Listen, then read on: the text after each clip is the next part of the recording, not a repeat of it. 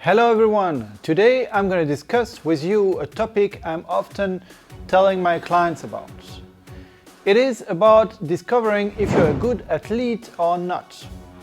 How can you define that? How can you answer that question? Am I a good athlete? Well, it is completely possible to answer that question, but it requires to have the knowledge to understand the deep meaning of that question. How can you judge your athletic performances if you don't know how to measure them?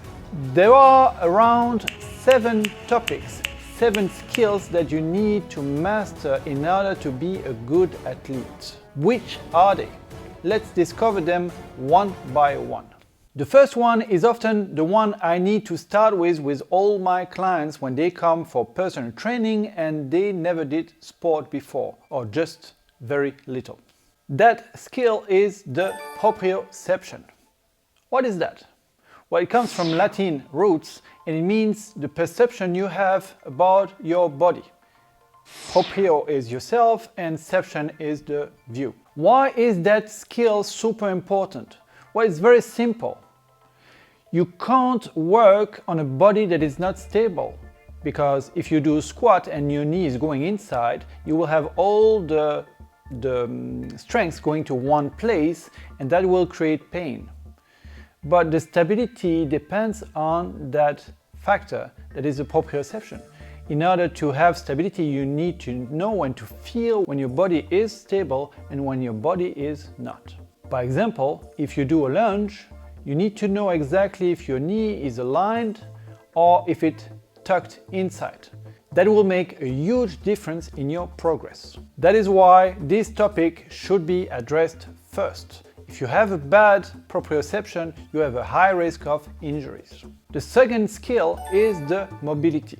What is mobility? Mobility is your capacity of doing movement with the full range of motion. That means that if you need to have a shoulder press, this kind of exercise,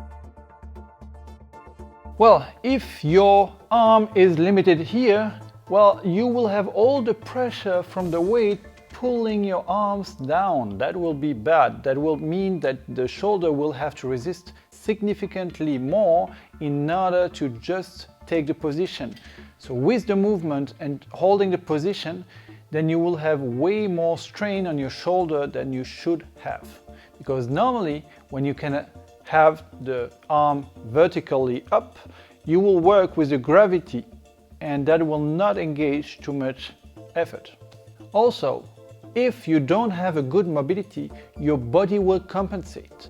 If you have that exercise where you just need to raise your leg to pass a hurdle, then if you have good mobility, your leg will be straight. If you have a bad mobility, you will lean to the side and your knee will tuck inside and your foot by the outside.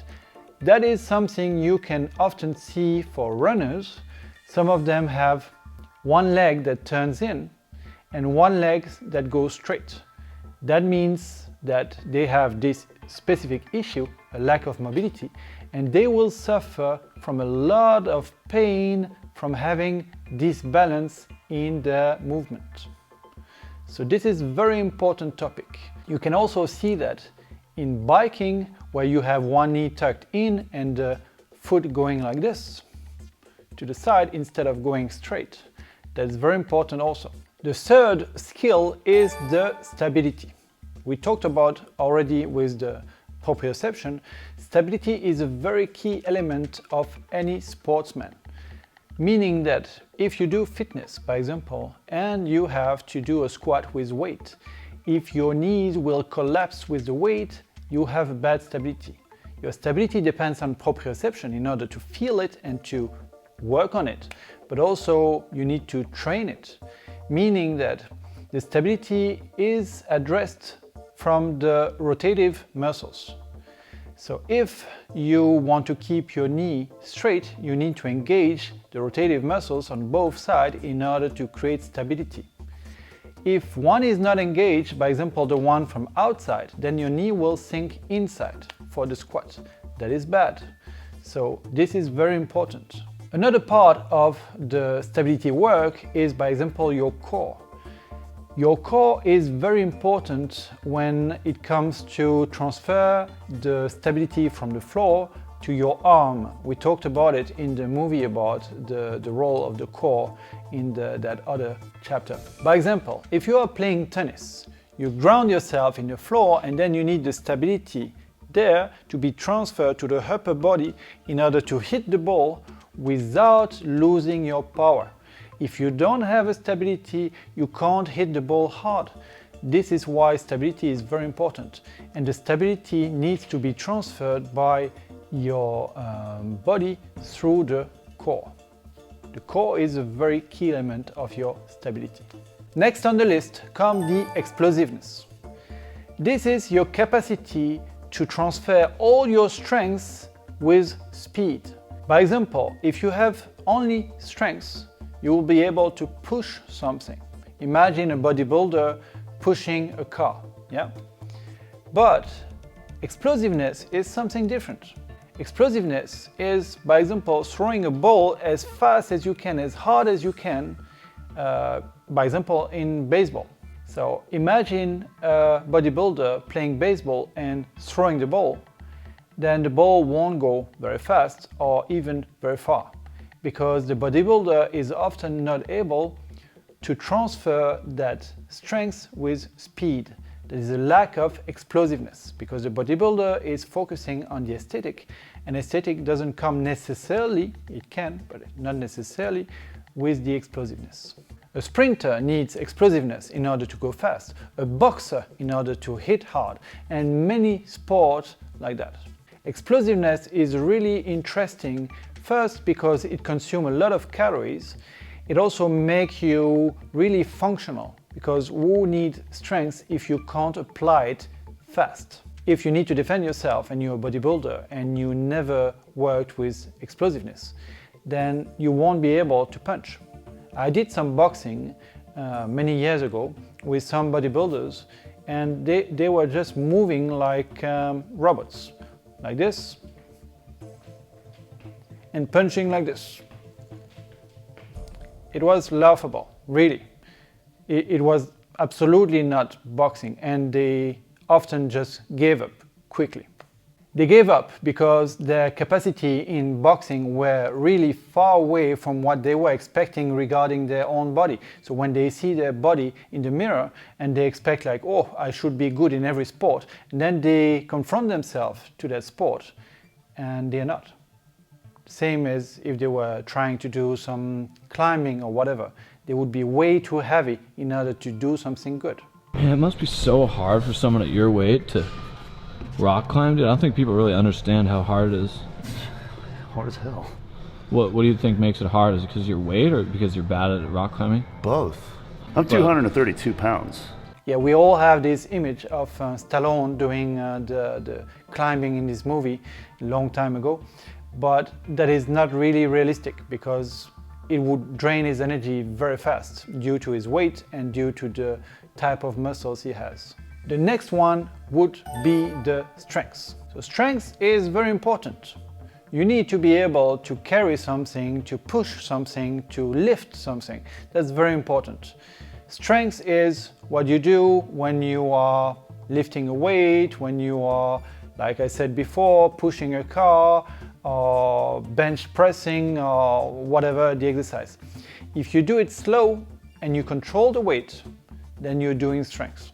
Strength is a very good element if you want to work on your physique and you want to develop a nice aesthetic body. Some sports might require to have a lot of strength. I remember a few years ago I was training with my training mate and we were doing, by example, some pull-ups with 40, 50, 60 kilo on the back and learning to have this incredible strength that when I was going to jiu-jitsu club with no technique, I started to win some sparring fights. Why? Just because I use my strengths.